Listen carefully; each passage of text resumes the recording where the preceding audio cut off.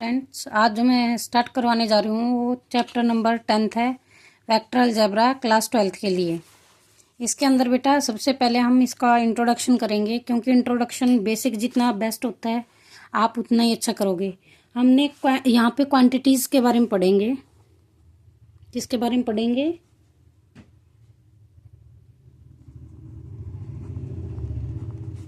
Quantity के बारे में पढ़ेंगे। यहाँ पे 2 टाइप की क्वांटिटी होती है बेटा।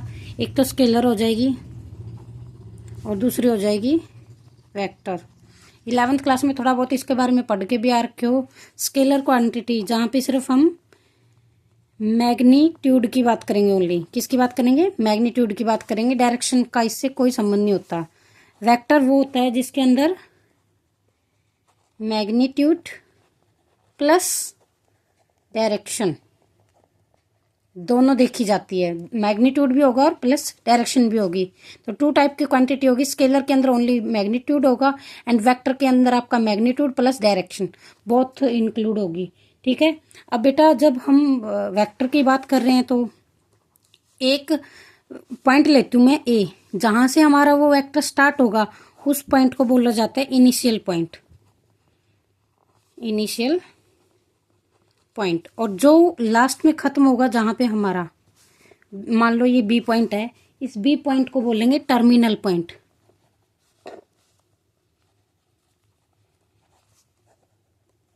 Terminal point of A vector. और अगर वेक्टर है तो इसकी कोई ना कोई क्या होगी? डायरेक्शन भी होगी।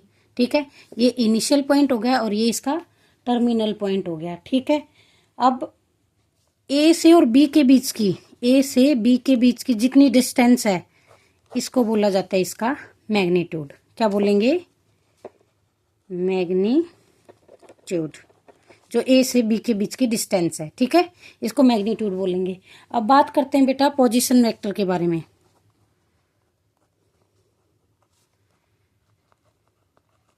पोजीशन वेक्टर, पोजीशन वेक्टर क्या होता है? पोजीशन वेक्टर बेटा हम यहाँ पे 3D के अंदर काम करते हैं। ये मान लो आपकी एक्स एक्सिस है, ये मान लो आपकी वाई एक्सिस है, ये जेड एक्सिस है। एक बेटा ये 3D में कि हम मान लो मैं यहाँ पे पॉइंट लेती हूँ तो ये पॉइंट मान लो P है, इसका कोई ना कोई एक्स कोऑर्डिनेट भी होगा, वाई कोऑर्डिनेट भी होगा, जेड भी होगा। अगर मैं इसकी ओरिजिन से डिस्टेंस निकालती हूँ, ओरिजिन के पॉइंट क्या होंगे? 0 0 होंगे। अगर यहाँ से इसकी डिस्टेंस निकालती हूँ, क्या करती हूँ? यहाँ से इसकी डिस्टेंस निकालती हूँ तो इस डिस्टेंस को ही बोला जाएगा।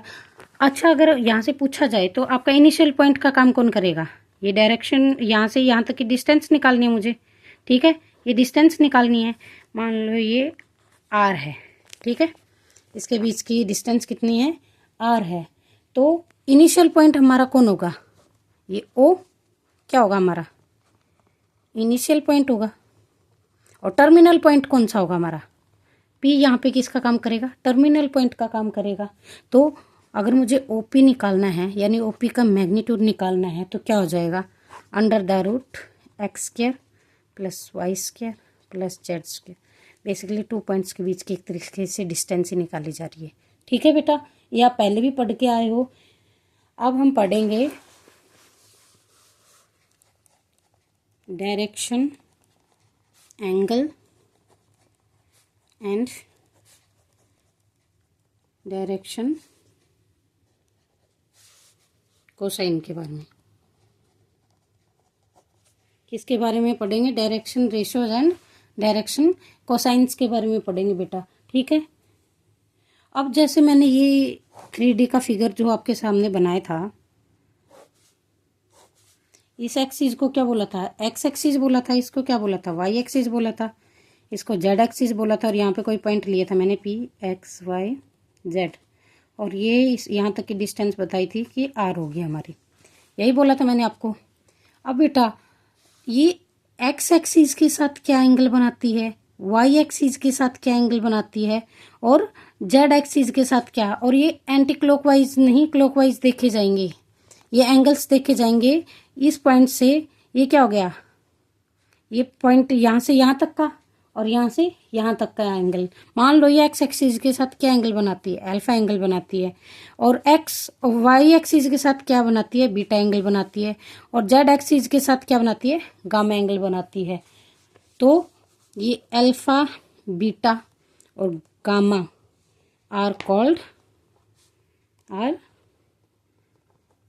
डायरेक्शन एंगल्स हो जाएंगे। ये क्या होंगे, हमारे डायरेक्शन एंगल्स हो जाएंगे, ठीक है। और इन एंगल्स के कोरस्पॉन्डिंग जो कोसाइंस आएंगे, जो कोस की वैल्यूज आएगी, वो क्या हो जाएंगे, हमारे direction cosines. The cosine values of these angles कौन कौन सी हो जाएगी। अगर कोसाइंस वैल्यू निकालूंगी अल्फा के अकॉर्डिंग क्या आ जाएगी, कोस अल्फा। अगर बीटा के अकॉर्डिंग निकालूंगी तो कोस बीटा, एंड गामा के अकॉर्डिंग क्या आ जाएगी, कोस गामा। इन सबको हम क्या बोल देंगे, डायरेक्शन कोसाइन। इन सबको क्या बोल देंगे बेटा, डायरेक्शन कोसाइन बोल देंगे, ठीक है। अब एक बात बताओ, जब मैंने यहाँ पे लिया है तो ये वाला जो मेरा पॉइंट होगा, ये जो पॉइंट होगा इसको क्या बोलूँगी, वाई जे टाइप का होगा ये पॉइंट। यहाँ पे जो पॉइंट होगा एक्स आई टाइप का पॉइंट होगा, और यहाँ पे पॉइंट होगा तो वो जेड के टाइप का पॉइंट होगा मेरा, ठीक है।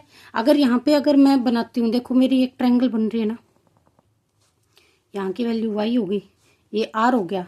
अगर मैं यहाँ से कोस की वैल्यू निकालती हूँ तो बेस अपॉन में हाइपोटेनियस, यानी कोस अल्फा क्या आ गया मेरा, बेस कितना है वाई, जब अल्फा के इसके अकॉर्डिंग तो एक्स की वैल्यू होगी, एक्स के अलोंग निकालूंगी तो हमारी इसका काम कौन करेगा, ये वाली बन गई। और यहाँ की वैल्यू कितनी है, एक्स एक्सिस के अंदर एक्स होगी ना, और आर की वैल्यू, इसकी वैल्यू कितनी हो जाएगी, आर हो जाएगी। 3D के अंदर है बेटा, यहाँ पे आपको इतना समझ नहीं आ रहा होगा, 3D के अंदर देखते हैं ना, ये अब हाथ ऐसे ये देंगे, यहाँ देखेंगे, इनके बीच का एंगल है ये, ठीक है। तो अल्फा क्या हो जाएगा हमारा, कोस अल्फा क्या हो जाएगा, एक्स बाय आर हो जाएगा। और कोस बीटा की वैल्यू की बात करती हूँ तो वो क्या हो जाएगा, वाई बाय आर हो जाएगा। और कोस गामा की बात करती हूँ तो वो जेड बाय आर हो जाएगा मेरा, ठीक है। क्या हो जाएगा, x by r, y by r और जेड बाय आर, ठीक है। अब मैं क्या करती हूँ, इन सभी का स्क्वायर कर लेती हूँ, ठीक है। क्या करूँगी, इन सब का स्क्वायर क्या हो जाएगा, कोस square alpha plus cos square beta plus cos square gamma, क्या हो जाएगा बेटा, एक्स का स्क्वायर बाय आर का स्क्वायर प्लस वाई का स्क्वायर बाय आर का स्क्वायर प्लस जेड का स्क्वायर बाय आर का स्क्वायर। यहाँ पे एलसीएम लूंगी तो नीचे आर स्क्वायर आ गया, और ये क्या आ गया, एक्स का स्क्वायर प्लस वाई का स्क्वायर प्लस जेड का स्क्वायर। अभी अभी मैंने आपको बताया था जो ओपी है वो एक्स का स्क्वायर प्लस वाई का स्क्वायर प्लस जेड का स्क्वायर होता है। दैट मीन्स अगर मैं ओपी निकालूंगी तो वो होता है, और इसका स्क्वायर ये किसके इक्वल होता है, मैंने बताया था आर के इक्वल होता है। तो इसको दोनों साइड स्क्वायर करूंगी तो आर स्क्वायर मेरा क्या हो जाएगा, एक्स स्क्वायर प्लस में वाई स्क्वायर प्लस में जेड स्क्वायर। दैट मीन्स इसकी वैल्यू क्या आ गई, आर आ गई।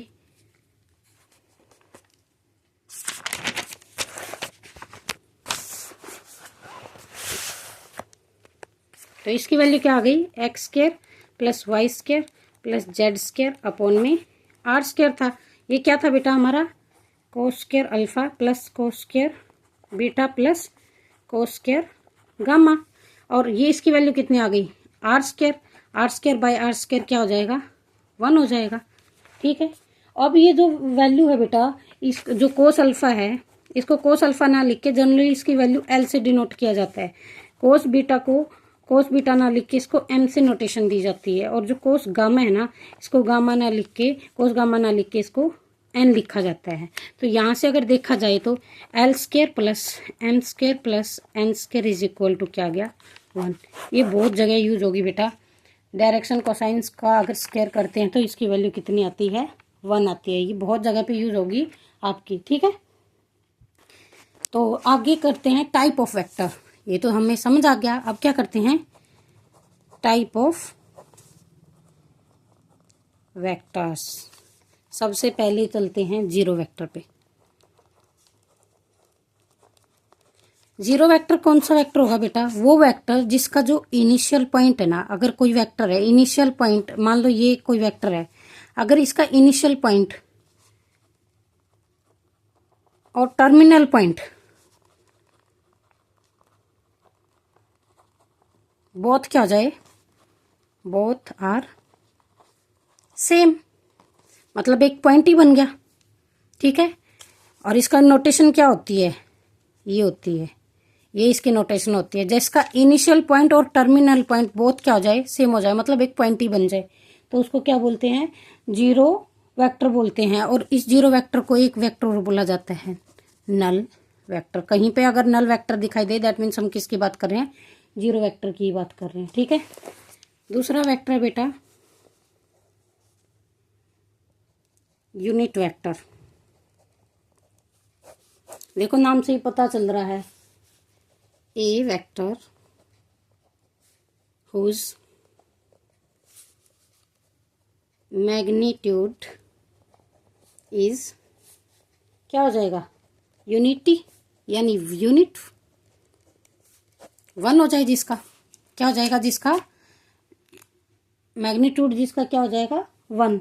इसको बेटा जनरली इस तरीके से डिनोट किया जाता है। और इस ये ए वेक्टर हो गया, और इसकी नोटेशन है ना, इसको डिनोट करने की, यूनिट वेक्टर को डिनोटेड बाय किससे, ए कैप से, इसको कैप बोला जाता है, ए कैप से इसको डिनोट किया जाता है, ठीक है। अब हम बात करते हैं को initial vector.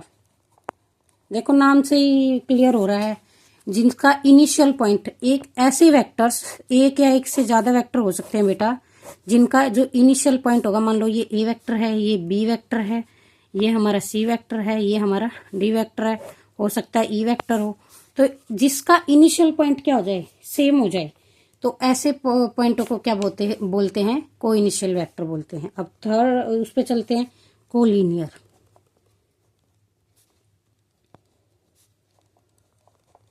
Collinear vector, collinear क्या हो जाएगा, ऐसा वेक्टर बेटा जिसका क्या हो जाएगा, मैग्नीट्यूड अलग हो सकता है, भी हो सकता है मैग्नीट्यूड डिफरेंट हो सकता है इन दोनों की डायरेक्शन भी डिफरेंट हो, बट एक दूसरे के क्या हो गए, ये पैरेलल होंगे, इनके बीच का जो ये डिस्टेंस है ये सेम रहेगा। जरूरी नहीं है कि मे भी हो सकता है ये बड़े वाला वेक्टर हो, बट है इसके क्या, पैरेलल। तो किस टाइप के, टू और मोर vector are said to be collinear if they are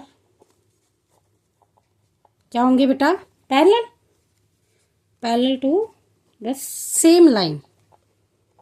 वो क्या किसके पैरेलल होंगे, सेम लाइन के क्या हो जाएंगे, पैरेलल हो जाएंगे, ठीक है।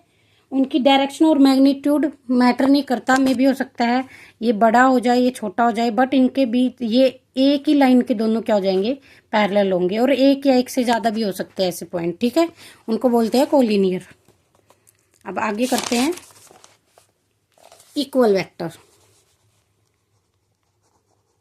इक्वल वेक्टर वो कौन से वेक्टर बेटा, दो ऐसे वेक्टर जिनका क्या हो जाएगा, ऐसे वेक्टर जिनकी डायरेक्शन, बताओ इसकी डायरेक्शन लेंगे कि नहीं, डायरेक्शन के बारे में बोलेंगे कि नहीं, ऐसे पॉइंट बेटा जो क्या हो जाएंगे। में भी हो सकता है कि इनका इनिशियल पॉइंट, मान लो एक वेक्टर का ये है और दूसरे वेक्टर का इनिशियल पॉइंट ये है, बट इनका इनिशियल पॉइंट सेम हो सकता है, बट इनका जो मैग्नीट्यूड एंड डायरेक्शन होगी ना, वो दोनों की दोनों क्या होगी, same. Those vector whose initial point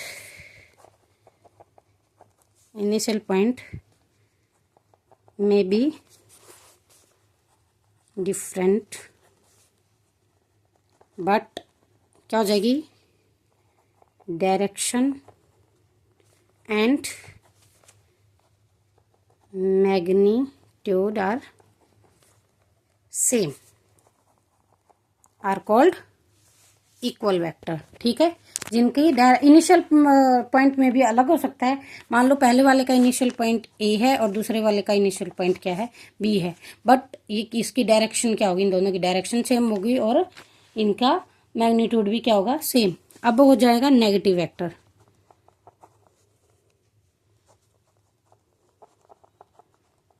negative vector, अब नेगेटिव वेक्टर क्या हो जाएगा बेटा, जस्ट अगर एक लेफ्ट में जा रहा है ना तो दूसरा जस्ट उसके राइट में जाएगा, जस्ट उसके अपोजिट का काम करेगा, ठीक है। मैग्नीट्यूड इसका सेम होगा, बट क्या हो जाएगी, मैग्नीट्यूड तो क्या हो जाएगा, magnitude are same but direction are different. क्या हो जाएगी, डायरेक्शन इसकी डिफरेंट हो जाएगी, ठीक है। और अब पढ़ते हैं बेटा इनकी, जैसे दो वेक्टरों को ऐड करेंगे तो क्या होगा, एडिशन कैसे किया जाएगा टू वेक्टर्स का, ठीक है। तो two vectors, addition of two vectors का एडिशन कैसे किया जाएगा। अब इसमें लगता है बेटा ट्रायंगल लो। मान लो कि एक पॉइंट ए है, मेरा इनिशियल पॉइंट ये है, यहाँ से मैं चलती हूँ बी पॉइंट तक, ठीक है, बी पॉइंट तक। ये जरूरी नहीं कि बेटा ऐसे सीधा जाए, हो सकता है ये ऐसे भी जा सकता है, ठीक है, वो आप पे है। फिर बी से गए हम किस पे, सी पॉइंट पे, तो हम ये बोलें कि ए से सी तक हम कितना चले हैं, तो वो पॉइंट मेरा क्या बोलेगा, ये पॉइंट यानी ए से सी तक मैं कितने गई, ए से बी गई हूँ पहले, और जो बी का टर्मिनल पॉइंट था वो ए का क्या बनेगा, बी का क्या बनेगा, इनिशियल पॉइंट बनेगा। बी से किस पे गई हूँ, सी पे, तो मान लो यहाँ पे गई हूँ मैं ए से बी, ए, और बी से सी गई हूँ कितना, बी, तो ए से सी टोटल डिस्टेंस यानी टोटल डिस्प्लेसमेंट मेरी कितनी हुई है, उसको क्या बोलेंगे, एडिशन ऑफ टू वेक्टर। वो क्या आ जाएगी, ए प्लस में बी। अब ये तो एडिशन ठीक है बेटा, मैं भी हो सकता है, ये तो पॉजिटिव उसमें गई हूँ मैं, ठीक है, मैं भी हो सकता है कि पहला पॉइंट ए से चली हूँ मैं, पॉइंट बी तक गई हूँ, और बी से नेगेटिव में गई हूँ, यहाँ से ए तक गई हूँ और आगे से क्या गई हूँ, बी नेगेटिव में गई हूँ। डायरेक्शन लगाना मत भूलना बेटा, वेक्टर होगा तो डायरेक्शन वेक्टर की होगी। अब अगर मैं ए से सी तक के पॉइंट की डिस्प्लेसमेंट निकालूं तो हमारी क्या हो जाएगी, ए से बी पे गए, बी से सी पे गए, तो ए plus minus B vector.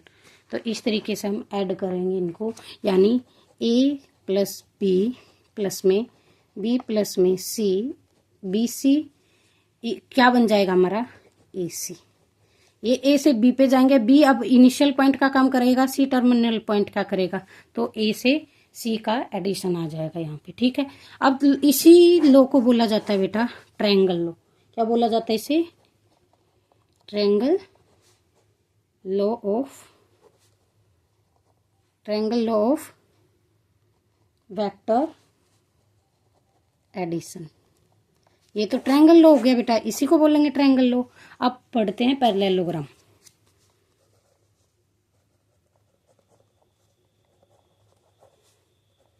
Parallelogram law of vector. Parallelogram के अंदर क्या हो जाएगा बेटा, एक पॉइंट से एक पॉइंट से हमें क्या दी होगी, टू एडजेसेंट साइड दी होगी। मान लो एक ये है, एक ये साइड हमारी, ओ से ले लेते हैं, और ये पॉइंट ए तक मतलब इनका बीच की डिस्टेंस कितनी है, ए है, और ये पॉइंट मान लेते हैं बी, और इसी साइड के जस्ट एक दूसरी साइड में क्या बन रहा है, मेरा बी पॉइंट बन रहा है, ठीक है।